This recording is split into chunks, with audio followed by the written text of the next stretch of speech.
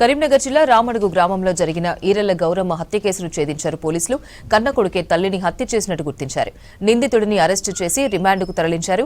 Singapore నుంచి వచ్చిన ఈరెళ్ల అనిల్ కుమార్ అప్పులు తీర్చేందుకు డబ్బులు ఖర్చు చేసి బంగారం అమ్మినట్టు తెలిపారు. నిజం బయటపడుతుందనే భయంతో నిద్రిస్తున్న తల్లిని గొంతు కోసి హత్య చేసినట్టు తెలిపారు పోలీసులు. కరీంనగర్ జిల్లా రామడుగు గ్రామంలో జరిగిన ఈరెళ్ల గౌరమ్మ హత్య కేసును ఛేదించారు పోలీసులు. కన్న కొడుకే తల్లిని హత్య చేసినట్టు గుర్తించారు. నిందితుడిని అరెస్ట్ చేసి రిమాండ్కు తరలించారు. సింగపూర్ నుంచి వచ్చిన ఈరెళ్ల అనిల్ కుమార్ అప్పులు తీర్చేందుకు డబ్బులు ఖర్చు చేసి బంగారం అమ్మినట్టు తెలిపారు. నిజం బయటపడుతుందనే భయంతో నిద్రిస్తున్న తల్లిని గొంతు కోసి హత్య చేసినట్టు తెలిపారు పోలీసులు. ఇతన్ని ఇబ్బంది పెట్టుడు లేకపోతే డబ్బులు తీసుకురమ్మని చెప్పుడు చేస్తున్నాడు. ఇతను అక్కడ ఉన్నాయి ఇక్కడ ఉన్నాయని అబద్ధాలు ఆడుతున్నాడు.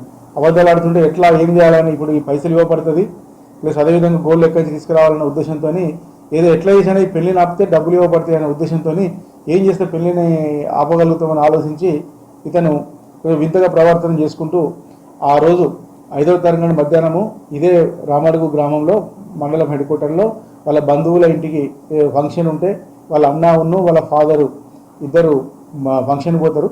వాళ్ళ బ్రదర్ తిరిగి వస్తాడు. తిరిగి వచ్చిన తర్వాత పెళ్లి ఉన్నది కదా బట్టల కొరకు అని చెప్పి వెంటనే మళ్ళీ ఇక్కడ ఇంటి నుంచి వెళ్ళి కరీంనగర్కి వెళ్తాడు. వాళ్ళ ఫాదర్ కూడా ఫంక్షన్లో ఉండిపోతాడు. ఇదే అదనంగా భావించి మృతురాలు చిన్న కొడుకైన అనిల్ కుమార్ 5వ తారీఖు నాడు మధ్యాహ్నం ఇంట్లో ఎవరు లేని సమయంలో అతను వాళ్ళ ఈ మదర్ గౌరమ్మ మంచి గాఢ నిద్రలో ఉన్న సమయంలో ఆమెను బలవంతంగా నోరు నొక్కుపట్టి కత్తితో ఆమె మెడను కట్ చేయడం జరుగుతుంది.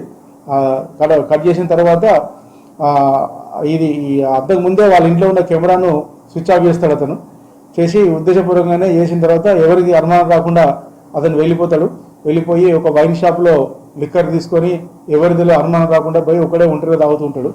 ఈ యొక్క తండ్రి ఇంటికి తిరిగి వచ్చిన తర్వాత అటు విషయాన్ని చూసి కుటుంబ సభ్యులకు తెలియపరిచిన తర్వాత ఇటు విషయంలో మాకు దరఖాస్తు ఇస్తారు. దరఖాస్తు ఇచ్చిన తర్వాత అతని మీదనే అనుమానం ఉన్నదని కూడా వాళ్ళు ఇవ్వడం జరుగుతుంది. కానీ దాన్ని మేము ఏ విధంగా దాన్ని నిజమా కాదని మేము ఎంక్వైరీ చేయడం జరుగుతుంది.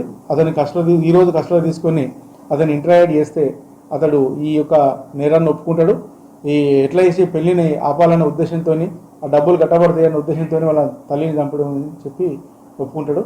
అతని దగ్గర నుంచి ఒక కత్తిను అదేవిధంగా ఒక సెల్ ఫోన్ స్వాధీనం చేయడం జరుగుతుంది. ఈరోజు అతన్ని అరెస్ట్ చేసి జైలుకు పంపించడం జరుగుతుంది.